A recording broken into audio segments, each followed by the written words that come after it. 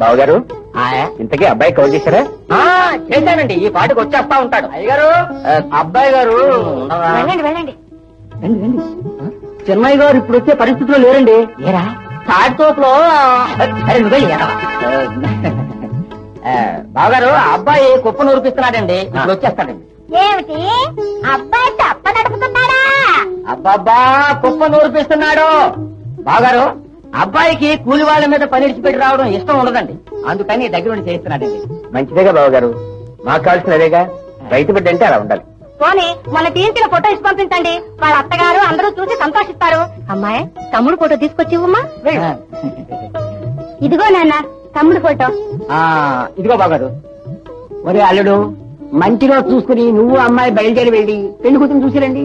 ఎంతైనా ఆచారమే కదా. అలాగే మామగారు. అమ్మాయి కూడా కవర్ చేశానండి, రేపు మాపో పట్నం నుంచి వచ్చేస్తుంది. మీరు కూడా మంచిగా చూసుకుంటారు.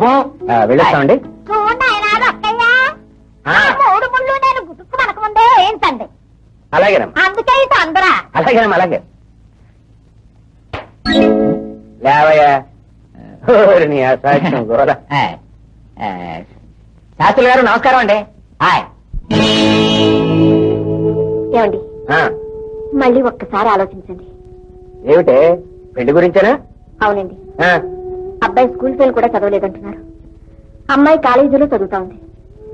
పైగా అమ్మాయికి ఏ వయసు మించిపోయిందని. వయసు మించిపోయిందని కాదే, బంగారు లాంటి సంబంధం ఎక్కడ చేజారిపోతుందోనని. నిక్షేపం లాంటి 50 ఎకరాల మాగాని, 40 ఎకరాల మామిడి తోట, 25 ఎకరాల కొబ్బరి తోట, పెద్ద మేడ, బ్యాంకులో కావలసిన డబ్బు, నగలు, గనకాముందు ఎవరు లేరు, ఒక్కగానొక వారసుడు. అందుకు నా తాపత్రయం.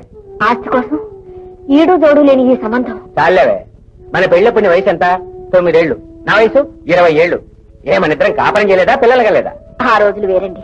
కానీ నాలో ప్రవహించేది ఆనాటి మా తాత రక్తమేనే. ఇదిగో, మా తాత మా నాయన ముఖం రాత్రిపూట పక్కలో తప్ప చూసేవాడు కదంట. మా నాయన కూడా అంతే. ఈ రొక్క తాడు విసిరేశాడంటే అటు 10 మైళ్ళు ఇటు 10 మైళ్ళు వంక పెట్టడానికి వీల్లేదు. మా వంశంలో పీకి తెగిపోయిన సహిస్తాం గాని మాట మారితే సహించలేమే. ఏమే, నాతో 25 ఏళ్లుగా కాపురం చేస్తున్నావు, ఆ మాత్రం తెలియదు నీకు? అది కాదండి. ఏది కాదు, నీకిదే చెప్తున్నాను. నా కంఠంలో ప్రాణం ఉండగా నా మాట చెల్లి తీరాల్సిందే. లోపలరా. వీడంట, జోడంట, మనసంట, మశానం అంట. మశానం. అమ్మా అమ్మా అమ్మా గీత, ఉన్నట్టుండి నన్ను ఎందుకు పిలిపించారు? అసలు నా చదువు ఎందుకు ఆడిపించారు? నాన్నగారు నాకు ఉత్తరం రాయకుండా ఆ వాసనకి ఎందుకు రాశారు? ఏమిటమ్మా ఈ మారు పసిపిల్లలాగా రేపో మాపో పెళ్లి కాబోతుంటే. అమ్మా, అర్థమైందమ్మా, అర్థమైంది. ఉన్నట్టుండి చదువు మాడిపించి రమ్మనగానే అనుకున్నాను ఇలాంటిది ఏదో ఆలోచించి ఉంటారని. 10 నెలలు మోసి కని ఇంత దాన్ని చేశాను. దాని ఇష్టాయిష్టాలు తెలిసి కూడా ఏమీ చేయలేను. అశక్తురాలినైపోయాను. ఏమే, ఎక్కడా?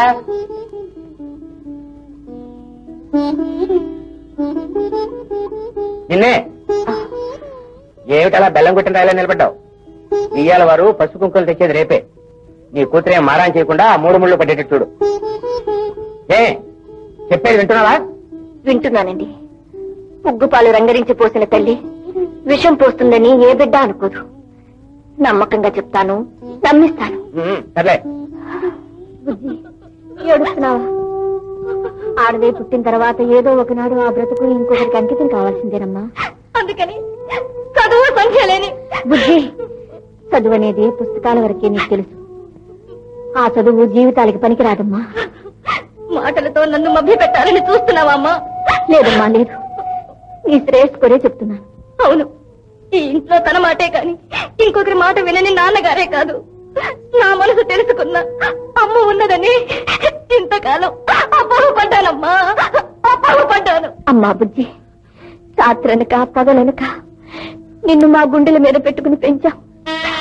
ఆడదు కోరుకునేది సుఖపెట్టే భర్తలే కాని సుందరాంగుని కాదమ్మా.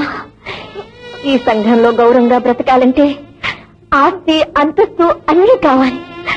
ఏ ఆ కుర్రాడికి ఏం తక్కువ? నిక్షేపం లాంటి 50 ఎకరాలు మాగాని, 45 ఎకరాలు పొగాకు తోట, 25 ఎకరాలు కొబ్బరి తోట, ఇవన్నీ ఉన్నాయి. ఇంతకంటే ఆడదానికి ఇంకేం కావాలమ్మా? ఏం కావాలి? నేనిప్పుడు పసిబిడ్డను కానమ్మా. సొంత మామ కావాలని మారాన్ చేయడానికి నాకు లోకాన్ని అర్థం చేసుకుని వయసు జ్ఞానం వచ్చాయి. అటు కట్టుకున్న భర్త, ఇటు కన్న వాళ్ళ మధ్య నలిగిపోతున్నా. నిన్ను అర్థం చేసుకోగలనమ్మా. నాన్నతో పాటు నేను నిన్ను బాధ పెట్టలేనమ్మా. అమ్మా బుద్ధి, అతను మనిషి అందంగా లేకపోయినా మనసు మంచిది కావచ్చు. మనవుకి మనసే ప్రధానం. ఇది నిన్ను ఓదార్చడానికి చెప్పటం లేదు తల్లి.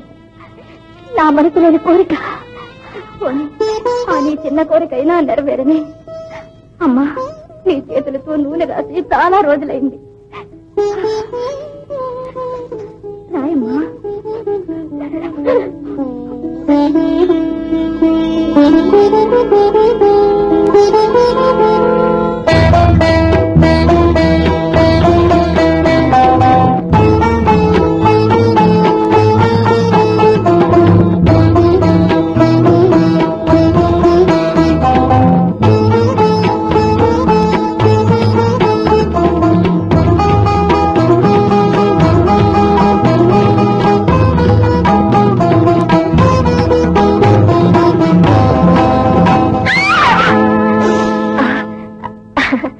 ఏమ్మా, కళలో పడిందా?